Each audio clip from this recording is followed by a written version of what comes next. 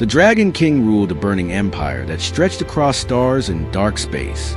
Entire worlds bowed when his shadow passed. His armies were made of fire-breathing beasts, and his word was law stronger than gravity itself. Yet inside his great crystal palace, there was silence, not the peaceful kind, the painful kind. In the highest chamber, surrounded by glowing runes and golden pillars, lay the Dragon King's only child.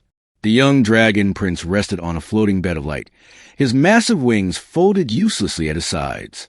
His scales were bright silver, flawless and strong, but his body did not move. He had not flown once in his life. The child was born during a rare cosmic storm, when dragon stars burned too brightly. The elders called him blessed. The priests called him chosen. But when the prince tried to spread his wings for the first time, nothing happened. No fire, no strength, no flight. Years passed. The greatest healers came from distant galaxies. Machines touched the child's bones. Ancient dragon magic flowed through his veins. Alien minds searched his thoughts. Nothing worked. The prince remained paralyzed. The Dragon King never spoke of his pain, but it lived behind his eyes. He sat on his throne of living flame, watching his empire grow stronger, while his heir lay broken just above him. In dragon culture, flight was life. A dragon who could not fly was not whole, and a king with a broken heir was seen as weak. The palace servants whispered. The nobles judged. The stars waited. Then came the human maid. She was not special. She was small, fragile, and wore simple gray clothing. No armor. No magic marks. No noble blood. Her job was simple. Clean floors, carry tools, stay invisible. Her name was Elia. Humans were common workers in the empire. They were quiet, careful, and knew their place. Dragons barely noticed them. But Elia noticed everything. She noticed how the palace guards avoided the upper chamber. She noticed how the air felt heavy near the prince's room. And she noticed the child's eyes, always open, always watching, always alone. One day, Elia was sent to clean the outer hall near the royal chamber. This was rare. Humans were usually kept far away from dragon royalty. She moved slowly, keeping her head low. Then she heard a sound, a soft crash, followed by a sharp, broken cry. Elia froze. That sound did not come from a dragon guard. It came from a child. She ran toward the chamber before fear could stop her. Inside, the prince had fallen. The floating bed had drifted too close to the edge. The young dragon lay on the cold crystal floor, his wings bent at a painful angle. His claws scratched weakly, tried to pull his heavy body back. Tears burned his eyes. No guards were there. No healers. Just silence. Elia's heart pounded. She knew the law. No one touches the royal heir, especially not a human. The punishment was death. But the child cried again, softer this time.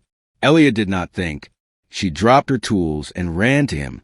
The prince was heavy, far heavier than any human child, but she wrapped her arms around his chest and lifted him with all her strength. Her legs shook. Her breath burned. Still, she held him. The moment she lifted him, something strange happened. The prince stopped crying. His claws relaxed. His breathing slowed. For the first time, he felt safe. The air inside the chamber shifted. The walls glowed brighter. And behind the tall golden doors, unseen by Elia, the Dragon King stood still. He had returned early. He had seen everything. The guards rushed in, roaring in rage. Blades ignited. Fire gathered in their throats. "Drop him," one shouted. Elia turned pale. Her arms trembled, but she did not let go. "I'm sorry," she whispered. "He was hurt." The Dragon King raised one claw. Silence fell instantly. He stepped forward, towering above everyone, eyes locked on the human maid. Then his gaze moved to his son. The prince's eyes were focused.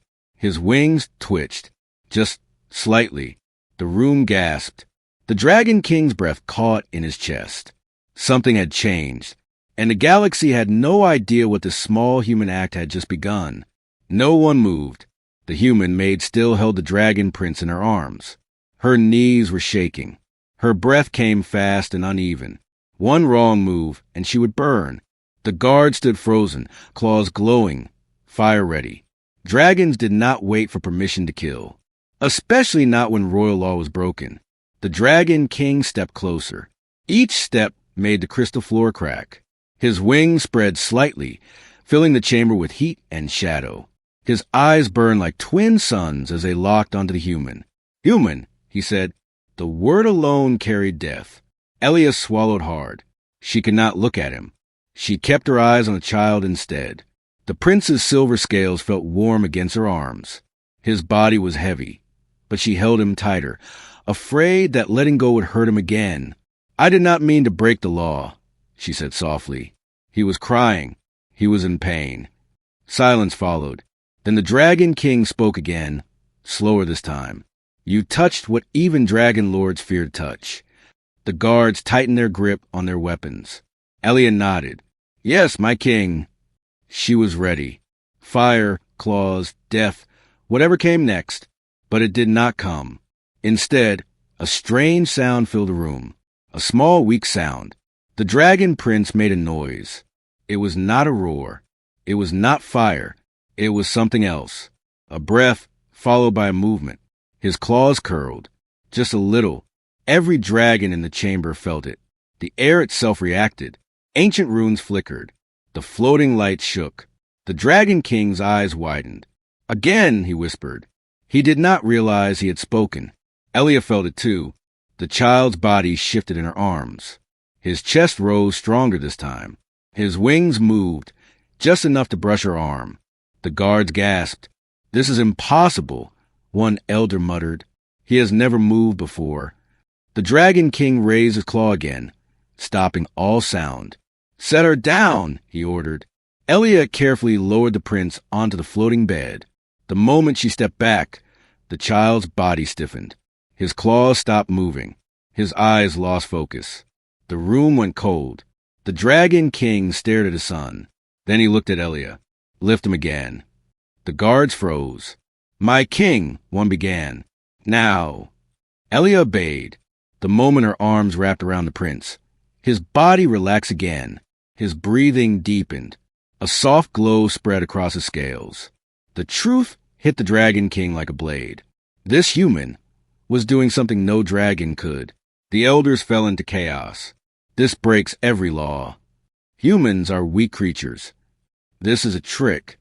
The Dragon King roared. Flames exploded across the ceiling. The elders fell silent instantly. "Explain," he said to Elia. She hesitated. "I don't know how, my king. I only hold him. I talk to him. I don't see him as broken." Those words cut deep. Broken. That was how the galaxy saw the prince. But not this human. The Dragon King turned away, his wings folding slowly. His claws trembled, not from rage, but from something worse. Hope. Hope was dangerous. That night, the human maid was locked in a guarded chamber. Not a prison, not a cell, something in between. The palace whispered. Some said she would be executed at dawn. Others said she was cursed. But deep in the royal chamber, the Dragon King sat beside his son's bed. He watched the child struggle to move, his small efforts breaking the king's heart again and again. Then the healers arrived. Their machines scanned the prince. Magic flowed. Data flashed. The results stunned them. "There is no physical damage," one healer said carefully. "No broken bones. No dead nerves." "Then why?" the Dragon King demanded. The healer hesitated. "The paralysis is mental, emotional, ancient dragon pressure. Too much pride magic forced onto a young mind." The room fell silent. Dragon pride, the very thing that built their empire, had crushed the child. "And the human?" the Dragon King asked. The healer lowered his head. "Humans carry no pride magic, no fear of dragon law. When she touches him, the pressure disappears." The Dragon King closed his eyes. Outside the palace, enemy fleets began to move. Word had spread. A Dragon King with a weak heir was a target. Inside the palace, something far more dangerous was happening.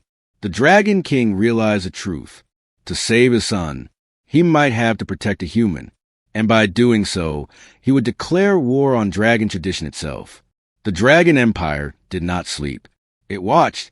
From burning moons to metal space stations, whispers spread fast. A single sentence traveled across the stars like poison. The Dragon King's heir is weak. In dragon culture, weakness was not pitted. It was hunted.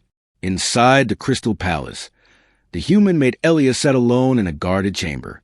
Two elite dragon guards stood outside the door, silent and unmoving. They did not threaten her. They did not speak. That scared her more. She did not know if she was a prisoner or a protected guest. Dragons had no word for mercy, only usefulness. Meanwhile, deep in the royal hall, the Dragon King faces council. Ancient dragon lords filled the chamber. Their massive forms coiled around pillars of flame. Their eyes burned with anger, fear, and pride. A human must be removed, one elder growled. She is an insult to our blood. She has already weakened us, another said. The galaxy smells shame. The Dragon King stood tall, unmoving. You speak, he said, as if you know the truth. An elder slammed his tail against the floor. Truth? A human lifted the royal heir like a pet. This alone demands execution.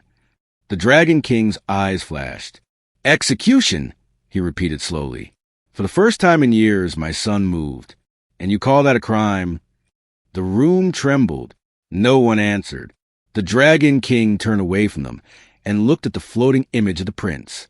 The child lay quiet again, his wings still useless without Elia near him. Tell me, the Dragon King said, his voice low, how many of you held him? Silence. How many of you stayed with him when he cried? More silence. How many of you treated him like a child, not a symbol? The elders looked away. That night, the Dragon King did something no ruler had done before. He ordered the human Maid brought to the royal chamber. Elia walked slowly, her hands shaking. She expected fire, judgment, death. Instead, she saw the Dragon King kneeling beside his son. Up close, the prince looked smaller, younger, not a monster, just a child trapped in a body too heavy for his spirit. Hold him, the Dragon King said. Elia hesitated. My king. Please, he said. That word shocked her. She lifted the prince gently. Almost instantly, his breathing grew steady. His claws curled around her sleeve. The Dragon King felt his chest tighten. What do you do? He asked quietly. Elia thought, nothing special. I don't see him as a future king. I see him as someone who needs help. Those words hit harder than any weapon. Dragons raise their children to carry empires, to burn enemies, to rule. Humans raise children to survive. The healers confirmed it soon after. The prince was crushed by expectations before he ever learned to fly. Outside the palace, the threat grew. Rival dragon houses gathered fleets. Alien empires prepared contract war. One message reached the Dragon King, cold and clear. Prove your heir strength or lose your throne. The Dragon King knew what that meant. A trial, a public test. If the prince failed, the council would remove him. If the king refused, civil war would begin. The Dragon King stood alone on his balcony, staring into burning space. For the first time in his long life, fire could not solve his problem. Behind him, Elia spoke softly. He doesn't need to be strong like you. The Dragon King turned. He is a dragon. Yes, she said, but maybe not the same kind. That idea terrified him. If the Empire saw the truth that a human helped where dragons failed, everything would change. Power structures, laws, pride. The Dragon King made his decision. At dawn, he announced it. The trial will happen, he declared to the galaxy, but the human will stay. The council erupted. That breaks all tradition. Then let it break, the Dragon King replied. Far away, enemy fleets smiled. They believed the Dragon King had already lost. They did not understand one thing. For the first time, the Dragon King was no longer ruled by pride. He was ruled by something far more dangerous, a father's resolve. And somewhere deep inside the paralyzed prince, something began to wake. The trial of flight was not a test. It was a sentence. Every dragon in the Empire knew this. The trial was designed for strength, fire, and dominance. It was never meant for a child who could not even stand alone. That was why the council approved it so quickly. They expected failure. They expected shame. They expected the Dragon King to step aside. The trial was held in the Sky Arena, a massive ring floating above a burning world. Millions of beings watched through star screens. Dragon houses gathered on floating platforms, their banners glowing like fire scars across space. At the center stood the Heir, small, silver-scaled, silent. The crowd whispered, "That is the broken one? He cannot even spread his wings. This will be quick." The Dragon King stood on a high platform, his face unreadable. Beside the Heir stood Elia, a human. The crowd roared in anger and laughter. "Remove the human. This is an insult." The trial master raised his staff.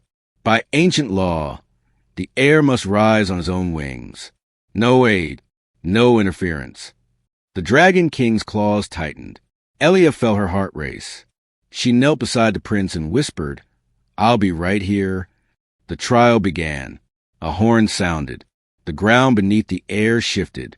Wind rose fast, pulling at his wings. Fire columns burst from below, forcing him to move. The prince tried. He truly did. His wings trembled. His legs shook. He took one step and fell. Laughter exploded across the arena. The council smiled. The Dragon King did not move. The trial master raised his staff. "Failure." "Wait," the Dragon King said. The word cut through everything. He has not surrendered. The law allowed it. Barely. The wind grew stronger. Pain flashed across the prince's face. Old fear returned. Pride pressed down on him like chains. Then he felt it. A hand. Elia did not lift him. She did not break the rule. She simply touched his claw. The crowd screamed in rage. But the law was clear. Touch was not aid. The prince breathed. He remembered her words. "You don't need to fly like them." He stood again. This time, he did not spread his wings wide. He folded them. The arena went quiet. "What is he doing?" someone whispered. The prince leaned forward and jumped. The crowd gasped. Dragons flew upward. He fell downward, straight toward fire. At the last moment, his wings opened, not with force, but control. The fall slowed. The flames bent around him instead of burning. He did not soar. He descended and landed on his feet. Silence. The trial master stared. "This is not flight." The Dragon King stepped forward. "The law says rise or fall by one's own wings," he said. "It does not say how." The arena erupted. Some roared in fury. Others watched in fear. The prince looked up, breathing hard. Then the sky darkened. Enemy ships appeared above the arena. The timing was perfect. An attack. "This trial is a farce," a rival lord shouted. "End it." The Dragon King spread his wings. "No," he said.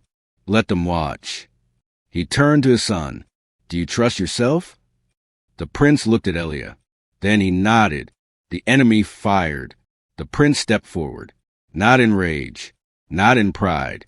He raised his wings slightly. The fire changed direction. The blast curved and struck the enemy ship instead. The galaxy froze. The Dragon King smiled for the first time in years. This was not the dragon they expected. This was worse. The enemy attack during the trial of flight was not random. The Dragon King knew this the moment the first ship burned. Rival houses had planned it carefully. They wanted chaos. They wanted the Heir dead in public.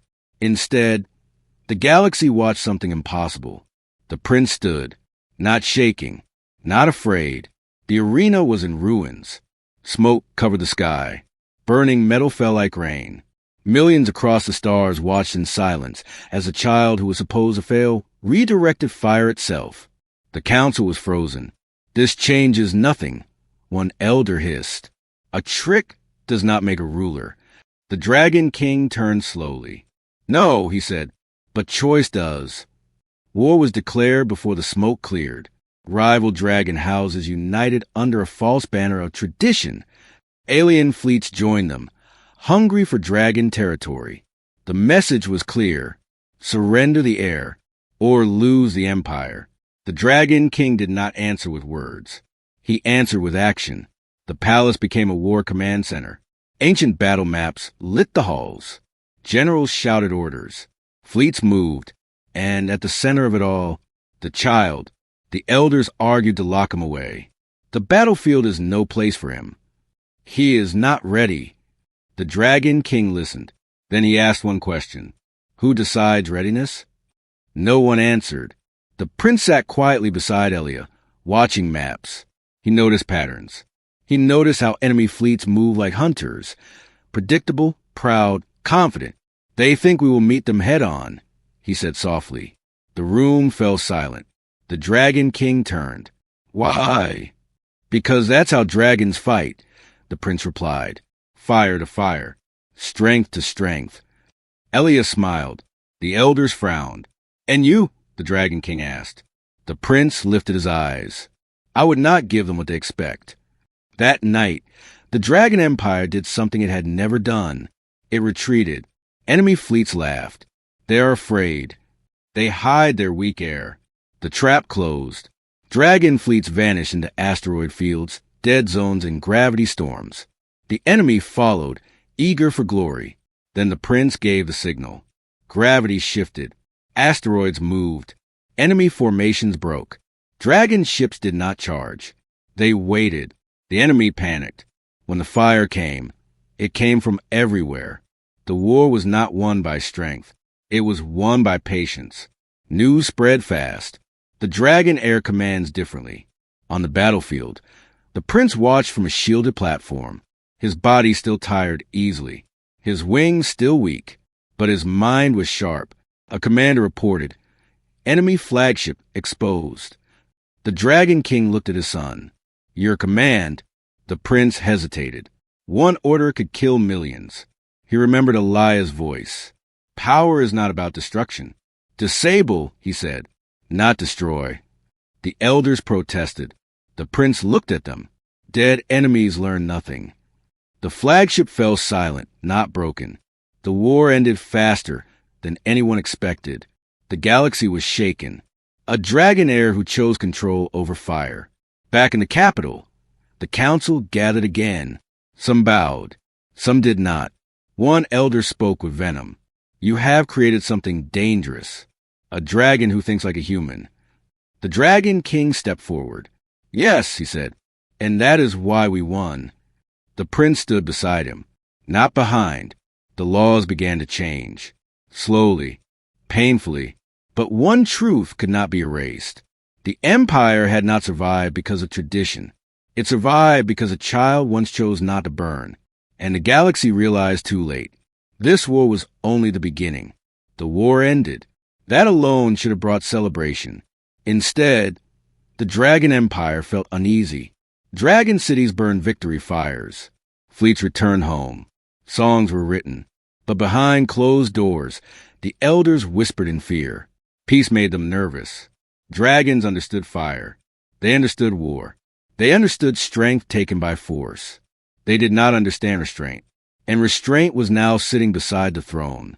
The young heir, he walked through the halls with slow steps. His wings were stronger than before, but still not meant for long flight. Guards followed him out of duty, not command. They did not know whether to protect him or fear him, because the galaxy was changing its language. Not the broken heir, not the weak prince. Now they said, the quiet dragon. Ambassadors arrived from worlds that once hid in fear. They did not bring weapons. They brought offers, trade, alliances, knowledge. The elders hated it. This is manipulation. One growled. They sense weakness. The prince listened calmly. They sense safety, he replied. That word felt wrong to dragon ears. Safety did not rule empires. Fear did, deep below the palace. In a chamber older than the throne itself, a different meeting took place. 5 dragon lords gathered in shadow. Their scales were scarred by ancient wars. Their eyes burned with anger. He is changing us, one hissed. He is making dragons soft. The human has poisoned him. Their plan was simple. Remove the human. Remove the influence. The air would break again. Elia felt it before it happened. The palace felt colder. The guards near her room changed. They watched her more closely. One night, the alarms did not sound. That was the first sign. Elia was walking back from the prince's chamber when the lights went out. A claw slammed into the wall beside her head. She screamed. Fire flared. The prince arrived first. Not guards. Not soldiers. The child who once could not move stood between her and the attackers. Stop, he said. The assassins laughed. Move, little Heir. He did not. He raised his wings. The air shifted. Pressure crushed the attackers to the floor, without burning them. Their weapons fell. Their flames died. Guards stormed in too late. The prince trembled, exhaustion hitting him hard. Elia caught him before he fell. The Dragon King arrived seconds later. He looked at the captured lords, then at his son, then at Elia. The truth was clear. Peace was a threat, not to the galaxy, to dragons. The council demanded action. Name an heir regent, they said, until he is strong enough. The Dragon King understood what that meant. Sideline the child. Erase his influence. He looked at his son. Do you want to step back? He asked. The prince shook his head slowly.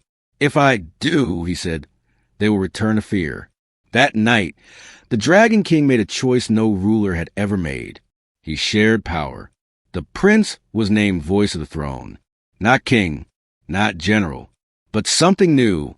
The empire reacted in shock. The galaxy reacted in awe. The elders reacted in rage. But the people, dragons, humans, and others, felt something they had never felt before. Hope.